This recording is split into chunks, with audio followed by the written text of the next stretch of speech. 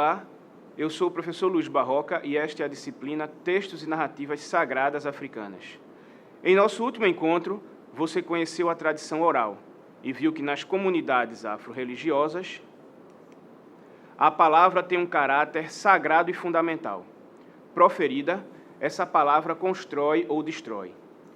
Todos os momentos de um ritual público ou particular, em uma comunidade de terreiro, fazem uso da palavra, quer esse uso seja para comunicar uma história mítica, um cântico, pedir a bênção ao zelador ou zeladora do terreiro, abençoar um ou uma integrante dessa comunidade, consagrar um objeto, como ainda ensinar os novatos os preceitos que eles devem respeitar dentro e fora dessa comunidade. Pois bem, nesse segundo encontro, você conhecerá um pouco mais sobre essas religiões. Estudaremos o corpo, sua participação na comunidade religiosa, bem como o axé, a possessão e o transe. Lembro mais uma vez sobre a importância desse estudo para a compreensão de aspectos fundamentais presentes nessas religiões.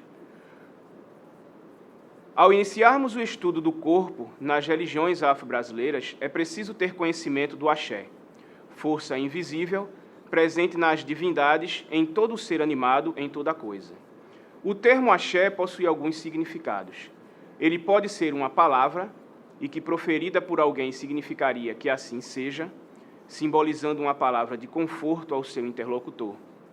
O axé também pode ser concebido como uma matéria, no sentido de poder presente em um determinado objeto, planta, cântico, reza, divindade, e ainda como um fluido mágico que dá vida a todos.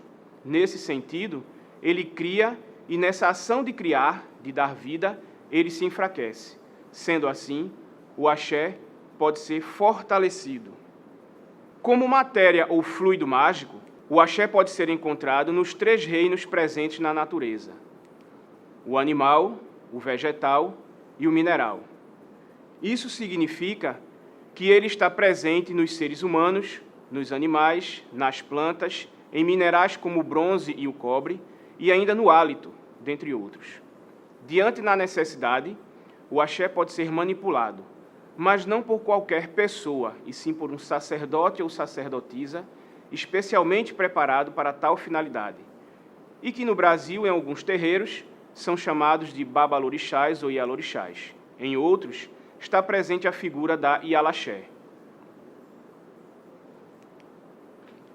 Nas religiões afro-brasileiras, o sentido de comunidade está presente. Quer dizer, o individualismo não predomina. Você deve perceber isso por meio da própria dinâmica do axé.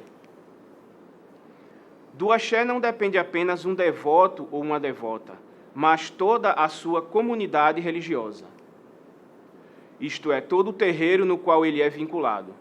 Renovar o axé de um devoto ou uma devota significa, portanto, a renovação do axé de toda a comunidade afro-religiosa daquele terreiro.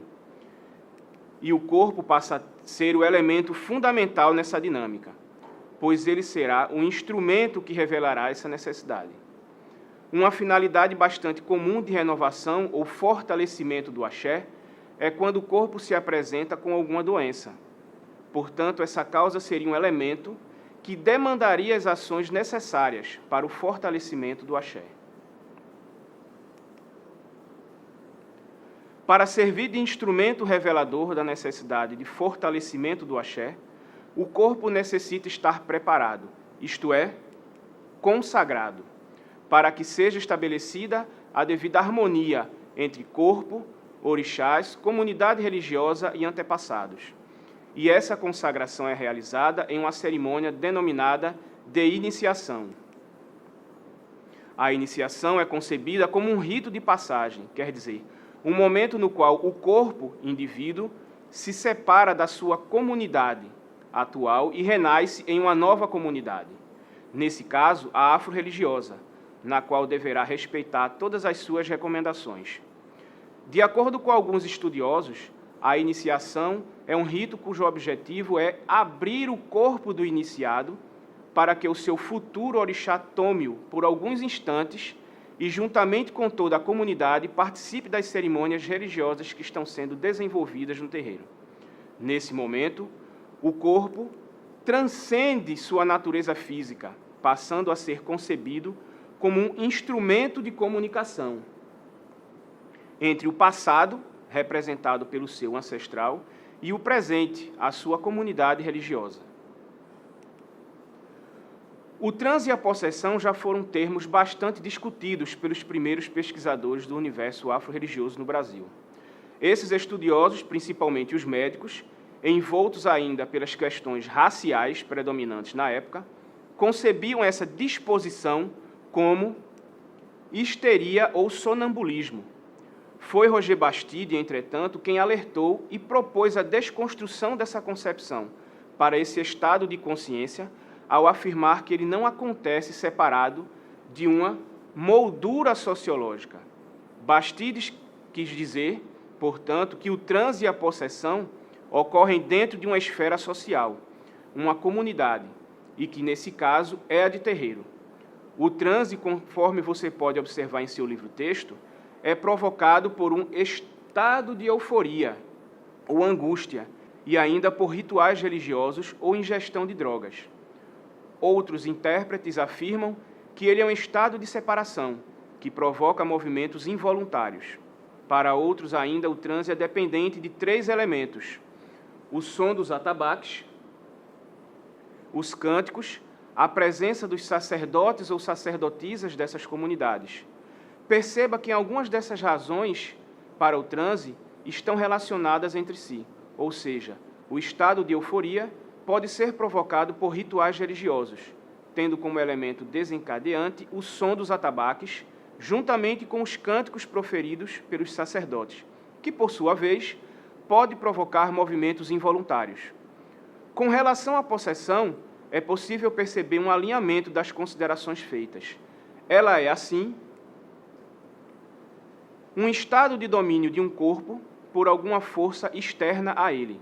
A finalidade desses 2 elementos, isto é, transe e possessão, perceba, é a de estabelecer contato entre o Aie, o mundo físico, e o Orum, o mundo sobrenatural. Bom, espero que você tenha gostado da aula. E lembre-se, qualquer dúvida, envie uma mensagem e não esqueça de realizar suas atividades. Em nossa próxima aula, você aprofundará seus estudos, conhecendo um pouco mais sobre os mitos e a mitologia afro. Bons estudos!